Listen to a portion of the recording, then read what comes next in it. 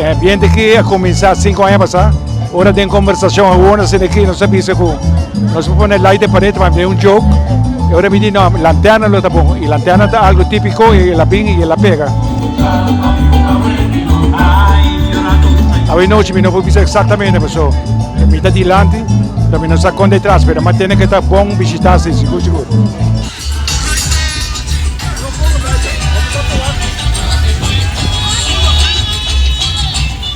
O ambiente está tremendo, vou escutar cantiga não, mas tem que ir para trás e tu ainda está gostando, isso é importante.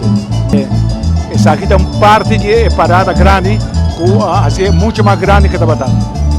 Cada ano se vira mais grande, nós começamos 10 anos a passar com 250 gente, último ano nós temos 1.300 gente na parada. Porque agradecer ao povo de Aruba que vem presenciar nossa atividade, nós temos qualquer atividade para a cultura de nosso tour. É um trabalho imensamente grande. Estamos contentes, tanto gente vai no caminho, seguro. Obrigado.